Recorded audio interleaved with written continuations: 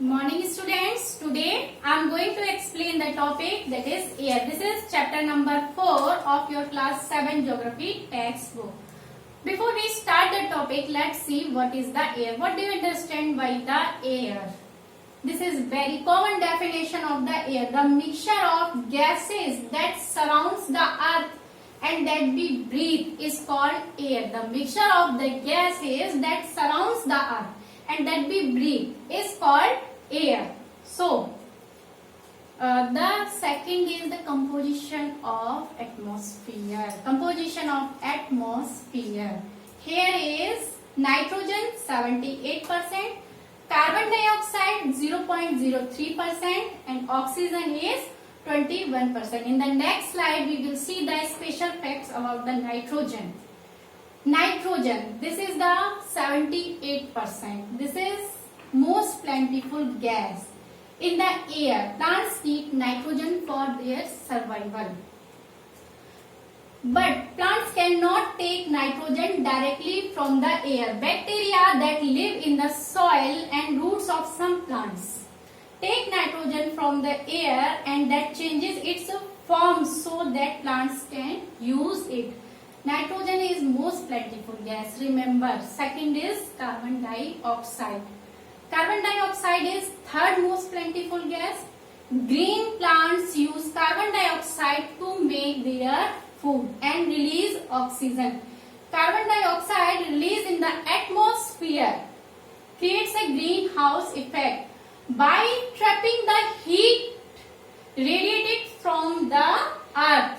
It is therefore called a greenhouse gas, and without it, the earth would have been too cold to live in. Remember, carbon dioxide is also called a greenhouse gas. Third is oxygen. We take oxygen in breathing. It is the second most plentiful gas in the air. Humans and animals take oxygen from the air as they breathe. Green plants produce oxygen during photosynthesis. This is also called the oxygen cycle. In this way, oxygen contained in the air remains constant. But if we cut trees, then this balance gets disturbed. So, it is essential to save trees. Now, let's talk about the layers of atmosphere. There are 5 layers of atmosphere. These are, see, this is the earth. This is our earth. In this diagram, this is our earth. First is troposphere. Second is stratosphere. Third is mesosphere. Fourth is thermosphere. Or fifth is exosphere. This is the diagram of layers of atmosphere. Now, the structure of atmosphere. I am going to tell about the first one. This is troposphere. The roof of troposphere is called tropopause. All weather phenomena takes place in this layer. Its average height is 13 kilometer. Second is stratosphere. This is important layer. It is cloud free layer. Okay. It contains a layer of ozone gas. It extends up to the height of 50 kilometer. The ozone gas protects us from the harmful ultraviolet rays. Third is mesosphere. This is the coldest layer. Meteorites burn up in this layer on entering from the space. The average height of mesosphere is 80 kilometer. Fourth is thermosphere. In the thermosphere, temperature rises very rapidly with the increasing height. Remember, temperature rises very rapidly with the increasing height. Ionosphere is the part of this layer. It extends between 80 to 400 kilometers. This layer helps in radio transmission. Fifth is exosphere. The uppermost layer of the atmosphere is known as exosphere. This layer has very thin air. Light gases like helium and hydrogen float into the space from here. This was the structure of atmosphere. Now let's talk about the weather and climate. These are very common words we use in our daily life. So let's see what is weather and what is climate. Climate. What do you understand by the climate?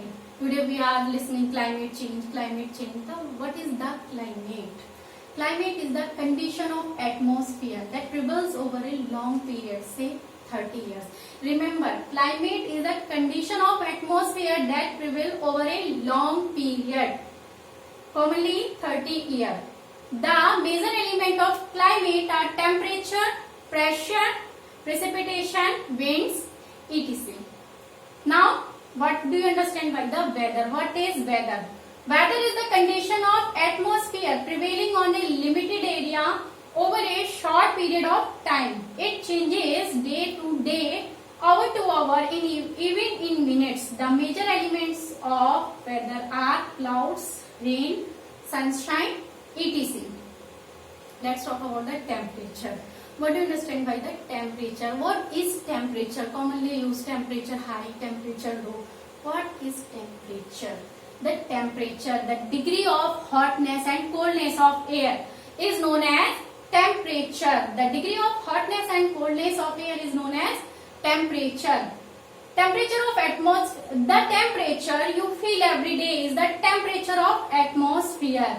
The temperature of atmosphere changes not only between day and night but also from season to season. This is very common that summers are hotter than winters.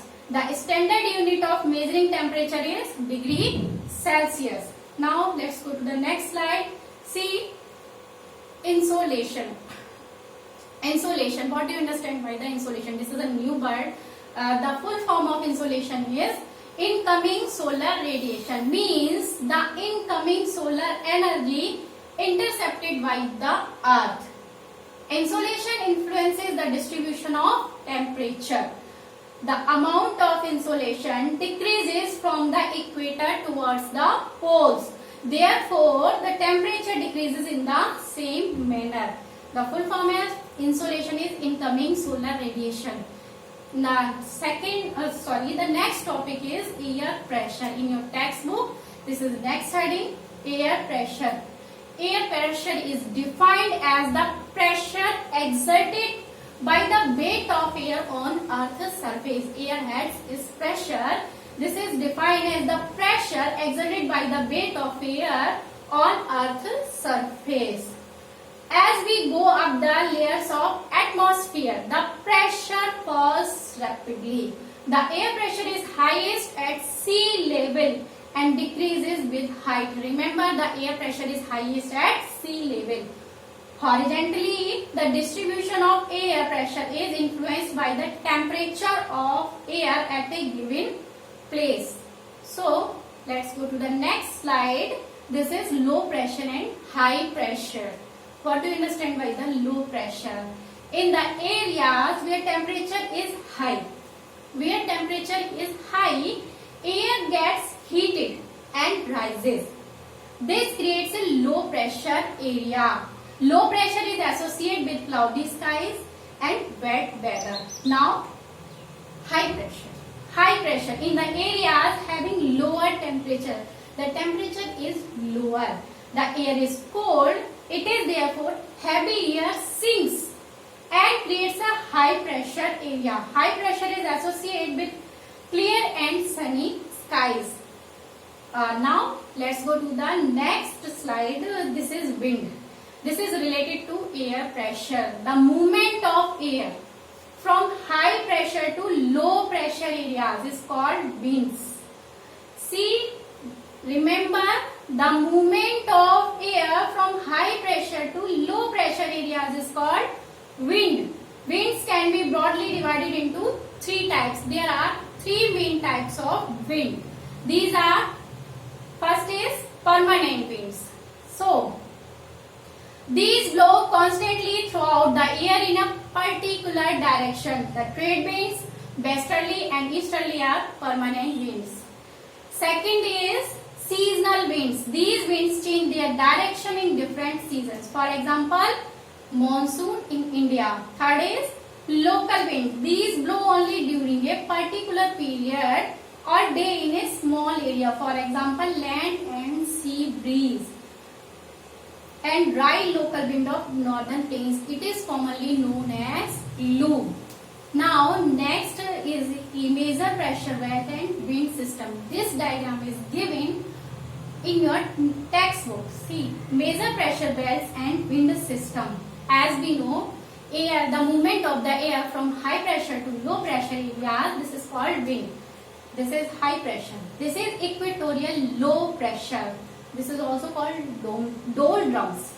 This is subtropical high pressure in northern hemisphere. This is in southern hemisphere, subtropical high pressure. Subpolar low pressure, northern hemisphere. Subpolar low pressure, southern hemisphere. Then high pressure, north pole, and high pressure, south pole. As we know, wind always flows from high pressure areas to low pressure areas. This is the pressure belt and their mechanism. So let's go to the next slide. Rainfall. We are commonly use rainfall. The rainy season is very good for the children. When the mechanism of rainfall, how the rain occurs. When the water vapor evaporates from the land and different water bodies, it becomes water vapor. When the water vapor rises, it starts cooling. As we learn, then the air pressure temperature rises, temperature decreases in the layers of atmosphere. So water vapor rises, it starts cooling. As it goes to upwards, the water vapor condenses. Third, the water vapor condenses, causing formation of droplets of water. Clouds are just masses of such water droplets. Now, when these droplets of water become too heavy to float in air, then they come down as precipitation. Another name of rainfall is precipitation. In the next slide, we see the types of rainfall. There are three main types of rainfall. So let's go to the next slide to understand the types of rainfall. First is cyclonic rainfall.